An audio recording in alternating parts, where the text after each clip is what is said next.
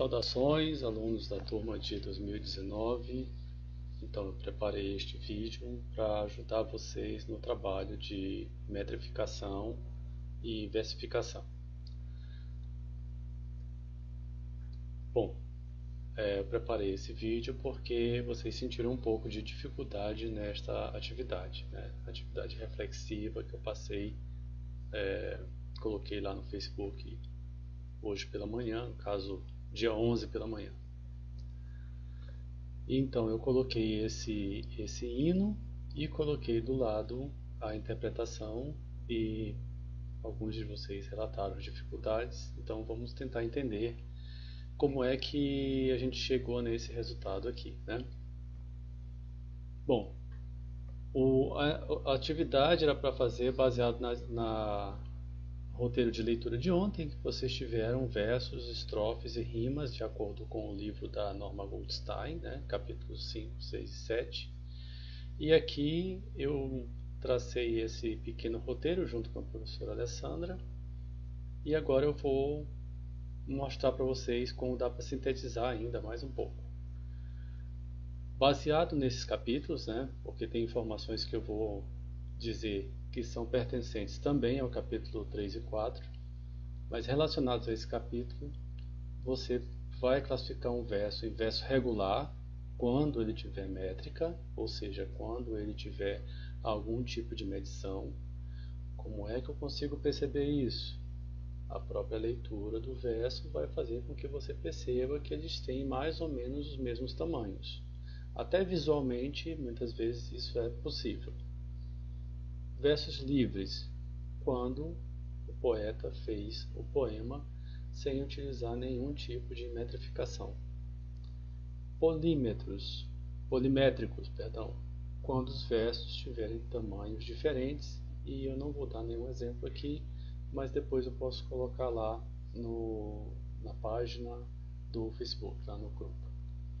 Versos brancos, quando não tiver rima. Eu posso ter verso branco com métrica. Não é obrigado todo verso branco ser livre, e nem todo verso livre é obrigado a ser branco. Eu posso ter verso sem métrica com rima e versos sem rima. Esse pássaro gritando me atrapalha às vezes. Eu posso ter versos livres, mas com rima, e posso ter versos brancos com métrica. A estrofe pode ser classificada conforme a quantidade de versos. 2 é um dístico, 3 é um terceto, 4 é um quarteto. Eu peguei a tabelinha que está lá no material da Norma Goldstein, recortei e colei aqui, olha só, né? Depois eu observo se a estrofe tem versos totalmente ou parcialmente iguais, ou seja, se a estrofe tem um refrão, ou se ela se repete inteira após cada estrofe, que é comum nos livros, né, de igreja, harpa cristã, cantor cristão. Está escrito lá refrão, que é um estribilho. É errado chamar refrão? Não, o estribilho é um tipo especial de refrão, que é quando uma estrofe se repete sempre. A cada vez que você canta uma estrofe, canta aquela estrofe novamente, né? Bom, as rimas, elas podem ser classificadas conforme essas disposições aqui. Também peguei a tabela que está lá no livro da Norma Goldstein e coloquei aqui. Essas são as únicas formas possíveis de classificar as rimas? Não, mas nós vamos trabalhar por enquanto com elas. Eu peguei alguns exemplos para poder conversar com vocês a respeito. Então, este é um quadro geral. Você pode pegar esse slide aqui, você faz um print aí e você guarda, porque a partir disso você vai fazer a classificação, né? Ainda falta a questão do verso agudo, grave e esdrúxulo, mas basicamente são essas coisas aqui, para você fazer a interpretação de um poema de acordo com esses estratos sonoros, né? Lembrando, Poesia é música, poema é música, né?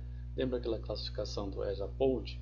Então, essas são ferramentas para vocês perceberem a chamada melopeia, né? Algumas das ferramentas, né? Outras coisas você também precisa observar para ver as questões sonoras do poema, mas estas são algumas delas, das básicas. Então vamos aos exemplos. De acordo com a posição no verso, a rima pode ser interna ou externa. Quando nós estamos classificando um poema, normalmente nós só vamos fazer a indicação da rima interna quando ela aparecer, porque a rima externa é a mais comum. Então eu nem preciso dizer todas as rimas são externas exceto tal. Se não tem rima interna, não tem por que fazer exceção, né? Mas vamos lá, exemplos de rimas internas. A rima interna pode acontecer dentro do verso, olha aqui, ó. Há raios e papagaios, né?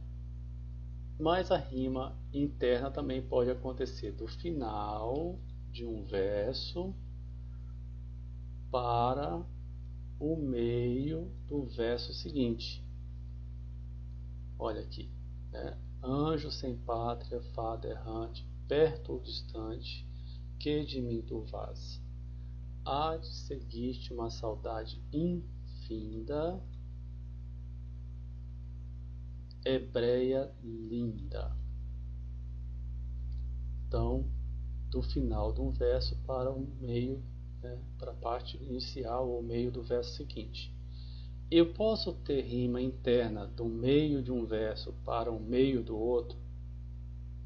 Pode, mas é muitíssimo raro, é muito mais difícil. Eu até tenho um exemplo com um poema meu que eu fiz isso, mas eu não quis colocar, até porque já tem um texto meu aqui pelo meio. Rima externa. Então, aqui o conhecido verso de Vinícius de Moraes, de onde eu copiei isso aqui está errado, né? É aqui, antes e com tal zelo, agora.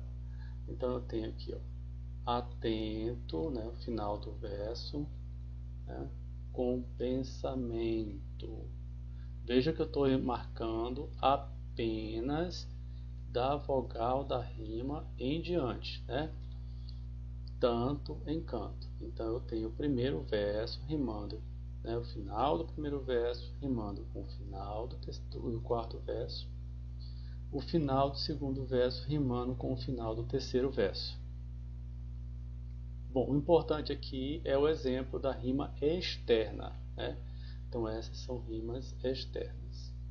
O que é a rima? A rima é a semelhança sonora que acontece de uma vogal tônica de uma palavra para o final. Sempre a rima tem a ver com a vogal tônica para o final da palavra, certo? Enfim, então esses são os exemplos, né? Lembrando, nós classificamos a rima de acordo com a posição no verso. Como a rima interna é a mais difícil de ser encontrada, muitas vezes nós não precisamos nem identificar a informação de que todas as rimas são externas. Próximo slide. De acordo com a semelhança de letras. Então, a partir da vogal da rima para o final da palavra, eu vou dizer que a rima é consoante ou toante. Se ela é consoante ou vocálica, também é um outro nome. Então você vê que neste poema de Augusto dos Anjos, eu tenho amoníaco, aqui a vogal da rima é o I, zodíaco, o vogal da rima é o I. Então eu tenho amoníaco rimando com zodíaco. Eu tenho uma rima consoante, porque todos os sons vocálicos e consonantais são idênticos, todos os sons. Rutilância com infância. Qual é a vogal da rima? A vogal da sílaba tônica. Lã. An. Então, rutilância com infância. Eu tenho aqui uma rima consoante.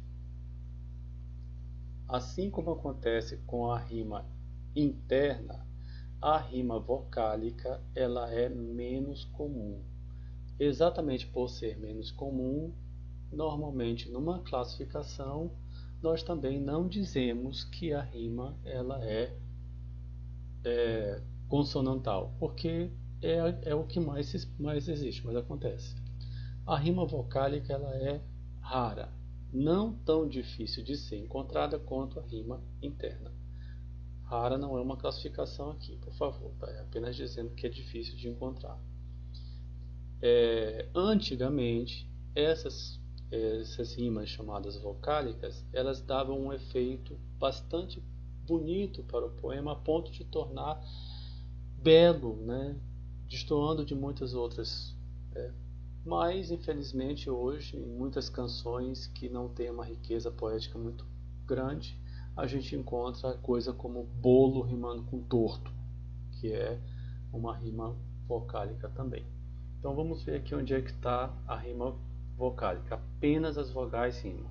Então eu tenho espumosas, a vogal da rima é o O.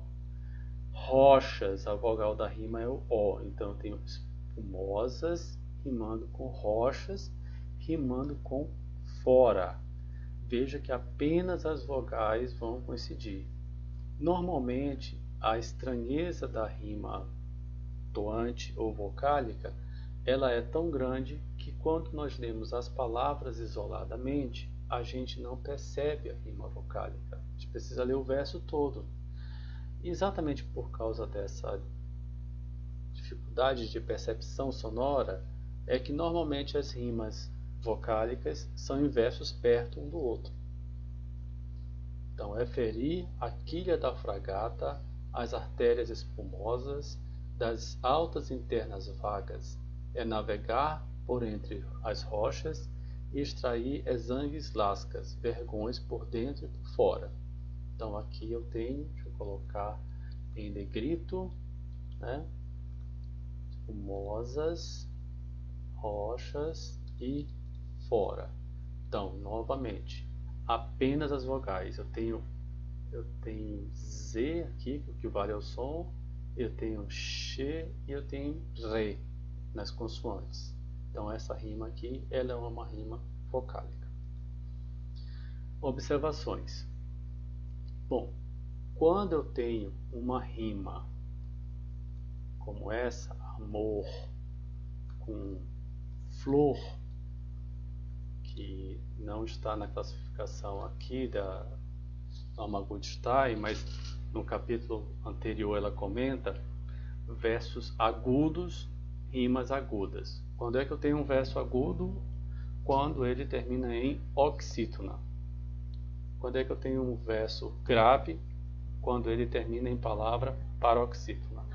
Quando é que eu tenho um verso esdrúxulo? Quando eu tenho o verso terminando em palavra proparoxítona.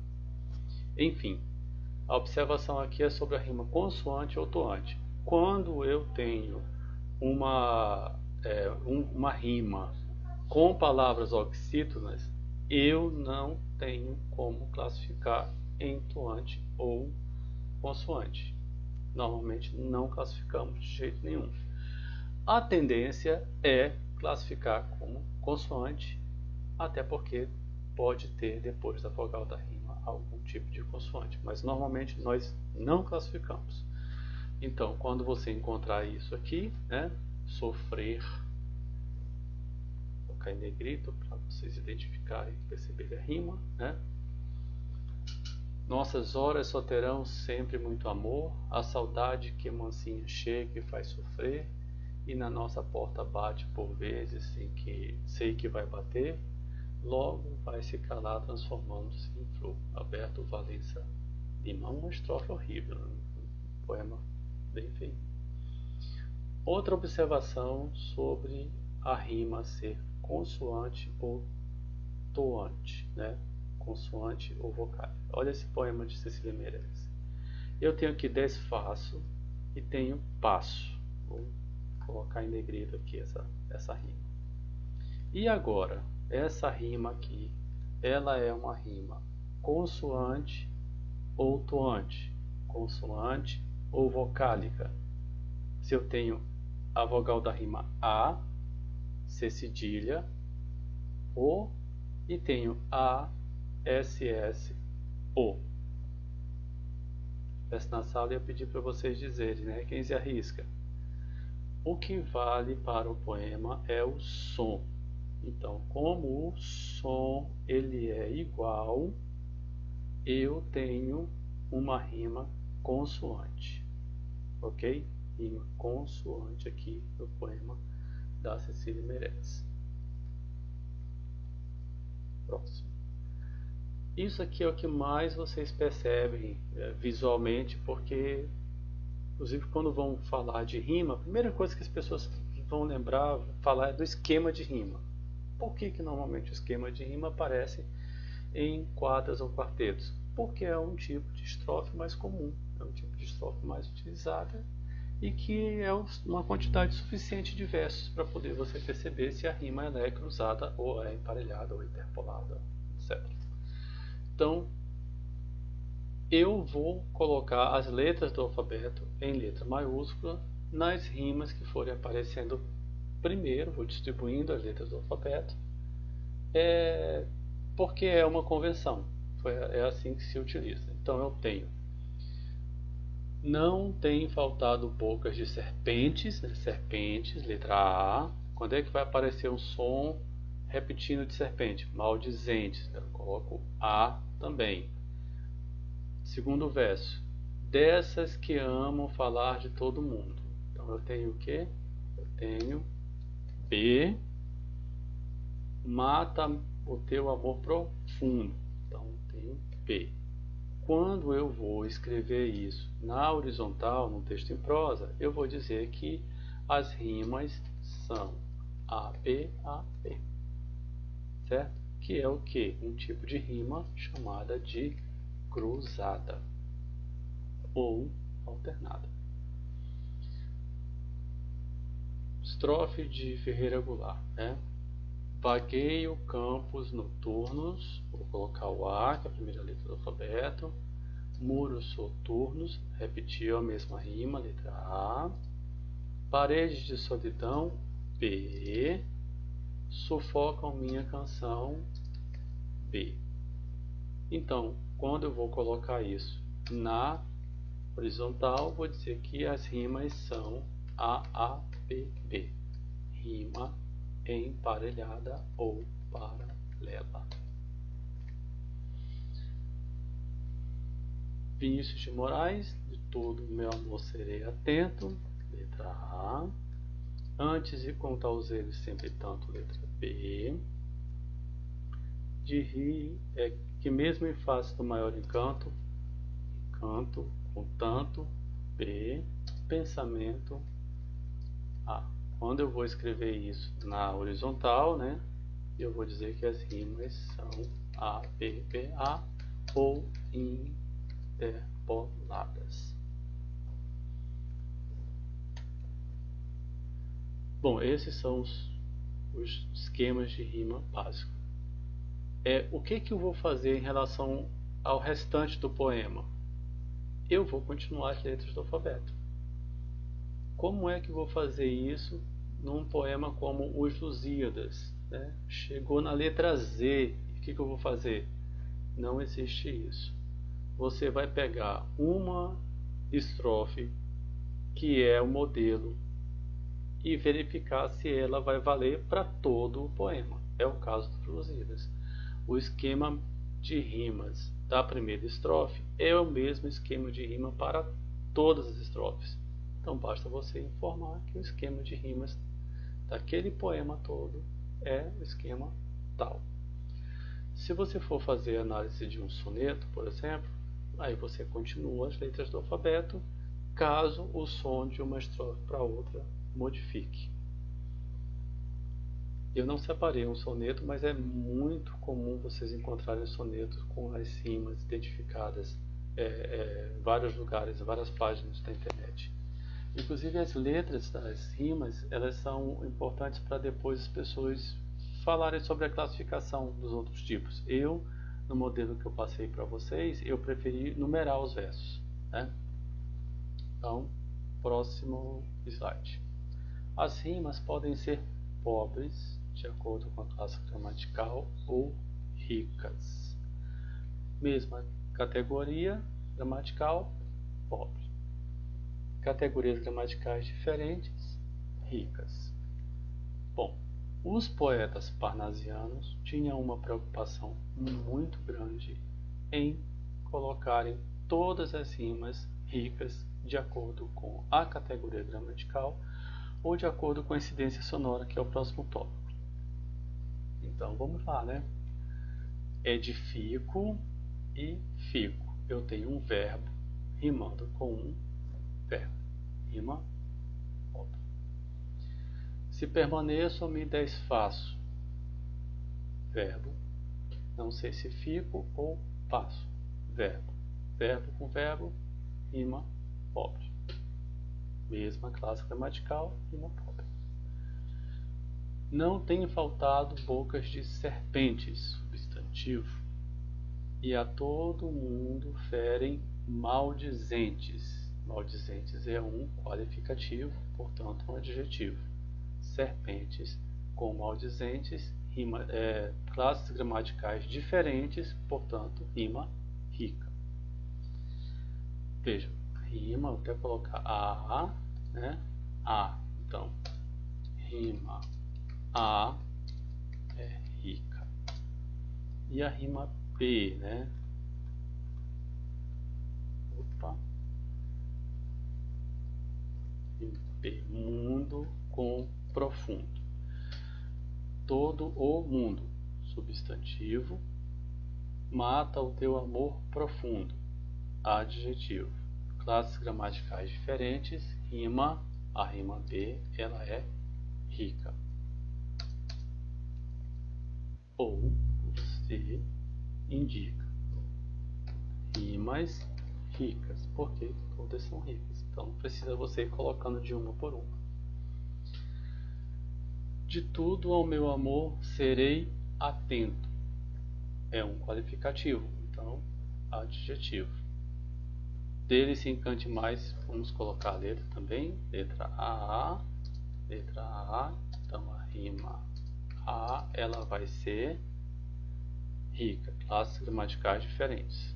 E a rima B, sempre tanto um intensificador, maior encanto, substantivo. Então eu tenho classes gramaticais diferentes, eu tenho uma rima também é rica. Quando você tem um poema todo, você simplesmente vai dizer as rimas tais e tais são ricas, ou então dizer todas são ricas exceto tal que é pobre, ou então todas são pobres exceto tal que é rica, para você não precisar dizer de uma por uma. Então aqui rima, todas são ricas, rimas ricas. Detalhe, quando você tiver, no caso esse aqui por exemplo, que é um soneto que vai pular para outra estrofe, continuando nem coloquei o P aqui. Quando você tiver um soneto que aí estiver continuando pensamento, tormento, você vai fazer nas quadras apenas a classificação interna, dentro da quadra. Você não precisa cruzar de uma quadra para outra. Nos tercetos, você considera os dois tercetos como uma estrofe só. Se for o caso, depois eu faço um slide com a interpretação de um soneto. De acordo com a extensão dos sons que rimam. Isso é muito importante, porque tem a ver com a poesia parnasiana e poesia moderna. A rima vai ser pobre quando a identidade do som vai ser da vogal tônica para frente, apenas. Então, a maioria dessas que eu utilizei, vou pegar aqui do slide anterior, olha aqui, faço, passo, rima só daqui para frente, passo, só daqui para frente. Aqui também, serpentes, só rima daqui para frente. Pentes com zentes, vê? Somente aqui onde está em negrito. mundo, profundo também, só daqui onde está em negrito, certo?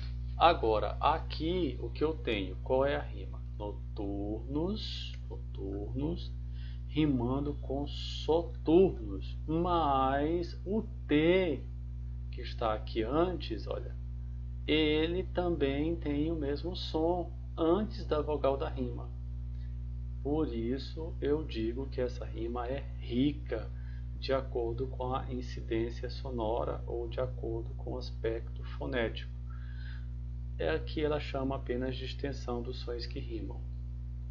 Mais um exemplo de rima rica de acordo com isso. Então aqui é um momento, né? Pensamento. Então aqui, esta rima aqui, né? Vê que o me, né? M aparece antes, portanto eu tenho uma rima rica de acordo com a incidência sonora. Novamente, a questão da frequência. É muito difícil você encontrar rimas ricas de acordo com o aspecto sonoro. Portanto, o que você faz? Você diz simplesmente que todas são pobres de acordo com o aspecto sonoro, exceto determinada rima que possa aparecer, né? Porque ela é menos frequente, então não precisa você fazer a classificação de um por um. Eu vou fazer aqui, que é para você perceber, né? Esse aqui, de acordo, né? Rima A, ela é rica de acordo com a sonoridade, e rima B, ela é, vamos ver se é pobre, canto, vogal da rima aqui é o an, que importa é o som, pranto, então eu tenho can e pran, então eu tenho sons diferentes. A rima B, ela é pobre de acordo com a incidência sonora. Então, quando eu vou fazer a classificação, eu preciso levar em conta cada uma dessas coisas aqui. Eu não posso simplesmente misturar uma com outra. Então, preciso seguir tudo isso. Somente assim classifica a rima? Não, mas é o que a gente tem por enquanto. Relembrando então. Sim, antes de revisar, vamos ver aqui todas essas coisas nessa estrofe de uma canção do Chico Buarque, né? Posição do verso, né? A rima na posição do verso. Então, vamos ler primeiro. Um dia surgiu brilhante, entre as nuvens flutuante, um enorme zeppelin. Pairou sobre os edifícios, abriu 2000 orifícios, com 2000 canhões assim. Genie e o Zeppelin, Chico Buarque. De acordo com a posição no verso, nenhuma rima interna. Todas as rimas são externas. Cadê as rimas? Está aqui. Brilhante, com flutuante, Zeppelin, com assim, edifícios, orifícios. Então estão aqui as rimas, todas elas são externas. Vamos verificar agora as rimas de acordo com a semelhança sonora, se elas são consoantes ou toantes, consonantais ou vocálicas. Então eu verifico se a partir da vogal da rima para o final do verso ou final da palavra, todos os sons são iguais. Então eu tenho a, an, te, e. An, te, e. Então eu tenho aqui totalmente igual, essa rima ela é consonantal. Edifícios, orifícios, também totalmente igual, rima ela é consoante. Todas as rimas são consoantes, então não tem por que eu fazer nenhum tipo de observação. Como eu já falei para vocês, quando o verso ele é agudo, né, quando a rima é aguda, ou seja, rimam palavras oxítonas, eu não tenho necessidade de verificar se a rima é consoante ou toante na maioria das vezes. Não existe um ponto pacífico para isso. entre os versificadores. De acordo com a distribuição do poema. Então, vamos colocar as letras do alfabeto. Brilhante, flutuante, Zeppelin, boto B. Edifícios, não apareceu esse som ainda, letra C. Orifícios, letra C. Com 2.000 canhões assim, rimou com Zeppelin, portanto, letra B. Vejam, eu não tenho nenhum verso sem rima. Eu não tenho nenhum verso branco, ok? Se eu tivesse um verso branco, eu iria colocar a letra X, né? Assim, que é o que a gente utiliza para demarcar.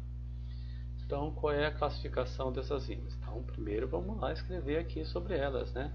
Essas rimas, né? O esquema de rimas é A, B, C, C, B. Então, eu pego isso que está na vertical e coloco na horizontal.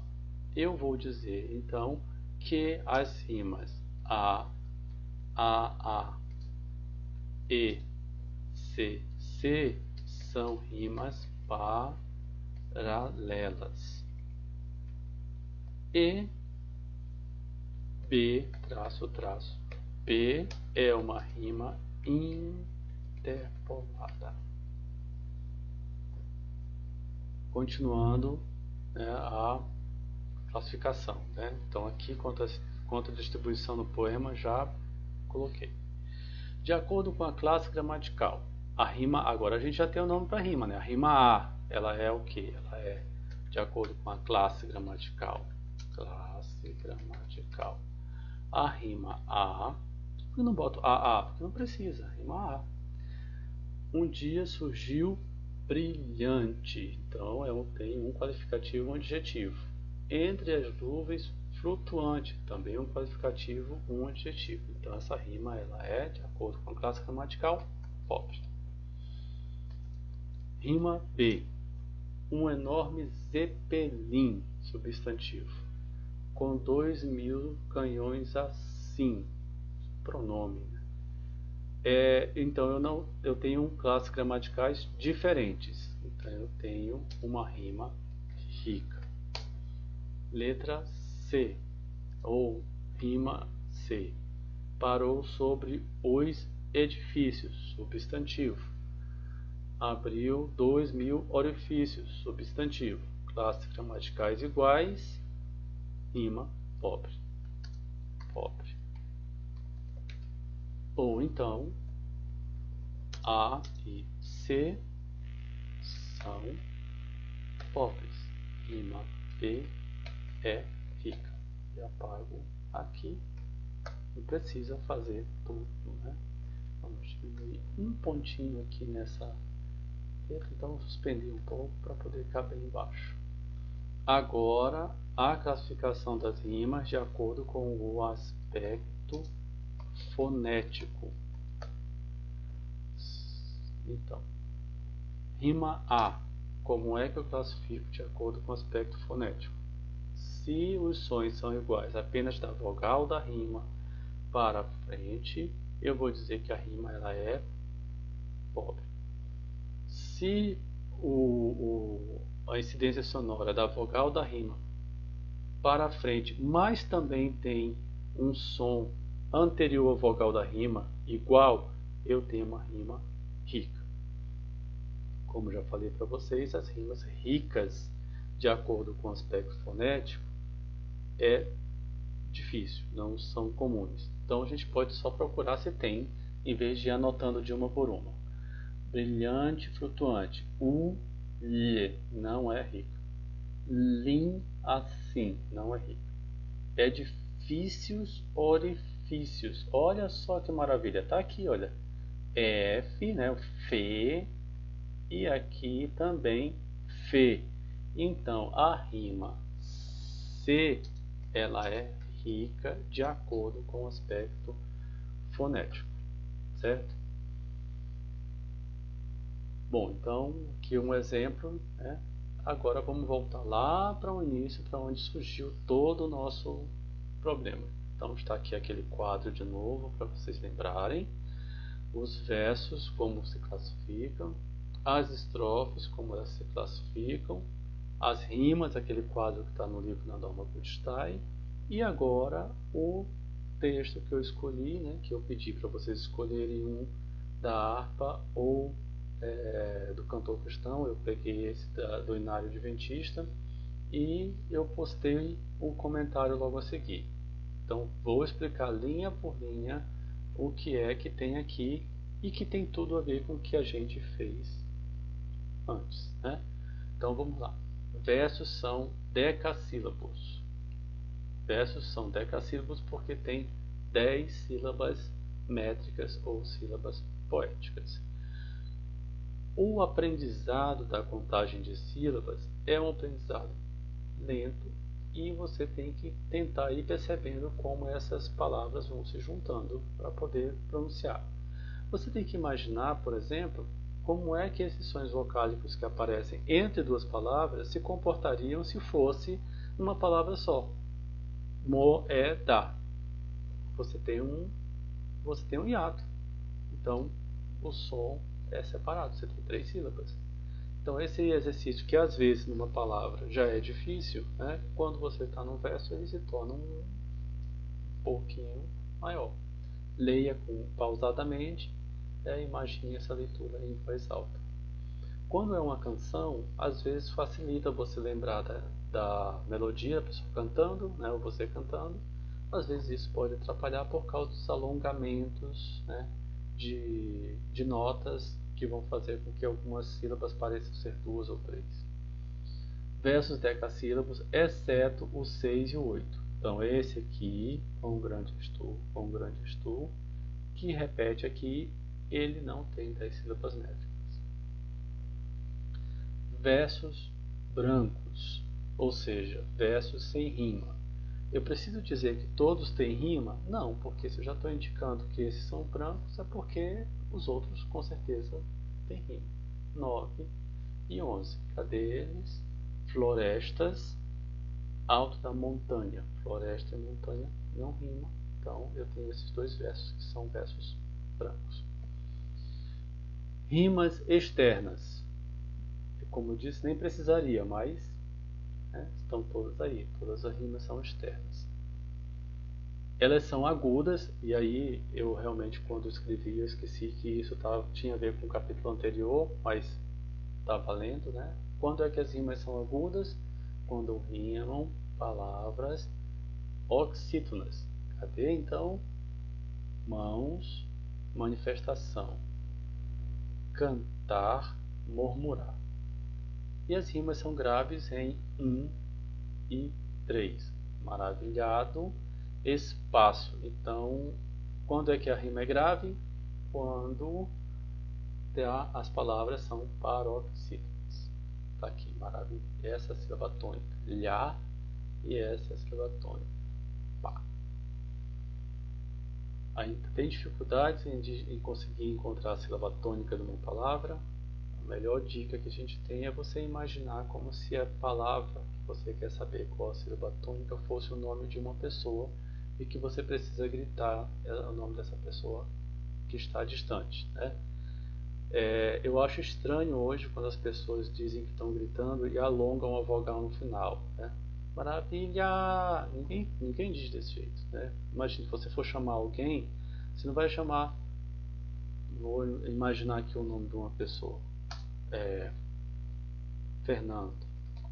Imagina a pessoa se chamar Fernando. Você vai chamar Fernando! Não, se chama Fernando! Então você faz uma força maior, né? Um prolongamento aqui onde é a sílaba tônica.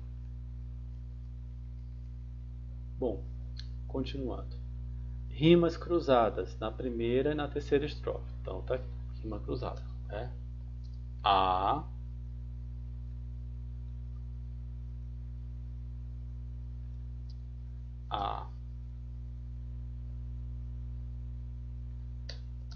B, B. Aqui eu continuo o alfabeto, né? Aqui não rima, tá aqui escrito, né, que o verso é branco. Esse aqui também é branco. E aqui eu posso colocar C e C. Esses versos que se repetem aqui, eles não precisam ser classificados de acordo com rima, porque eu não posso dizer que Senhor rima com Senhor, porque na verdade é uma repetição, não é uma rima. O verso todo é igual, né? Inclusive aqui é uma questão de escrita, que poderia estar escrito somente esses dois versos aqui, e na frente está escrito 2x, né? 2 vezes. Ou então repete. Tanto que para algumas pessoas, na hora de fazer a medição, vai dizer que essa é a primeira estrofe e essa aqui é a segunda. Né? É uma questão de como a pessoa prefere identificar. Por isso que em vez de colocar estrofes, eu preferi numerar os versos para citá-los de forma numerada. Importante que você consiga colocar a numeração de acordo com o que tem no poema, para não ficar verso tal aqui e não conseguir encontrar onde é que ele está. Então, eu tenho rimas cruzadas na primeira estrofe e na terceira estrofe. Sendo que na terceira estrofe, né, eu vou até acrescentar aqui, na terceira estrofe, a rima é cruzada no vazio. Por que no vazio? Porque ela rima sem ter a outra para rimar, né, sem ter uma outra para rimar. Ou seja, alguns versos são brancos, são sem rima. Então, eu tenho verso branco, C, verso branco, C. Eu não tenho como aqui AB, AB. Rima toante ou vocálica, apenas verso 1 e verso 3. Como provavelmente isso aqui é uma tradução, né, a rima foi muito mais um acidente do percurso do que uma coisa proposital. Mas enfim, ela está aqui, né? Por que ela é vocálica? Porque a partir da vogal da rima, que é o A, eu tenho uma repetição apenas dos sons vocálicos. A, U, som, não é letra. A, U. Então, maravilhado, rimando com espaço. Uma rima toante ou vocálica. Quanto à classe gramatical, as rimas quanto à classe gramatical são pobres, mão, substantivo, manifestação, substantivo, 10 e 12. Cantar e murmurar, verbo com verbo. E são ricas em 1 e 3. Cadê 1 e 3? Maravilhado, adjetivo, espaço, substantivo. Classes gramaticais diferentes, rima rica. Quanto ao som, todas as rimas são pobres. Como eu já falei,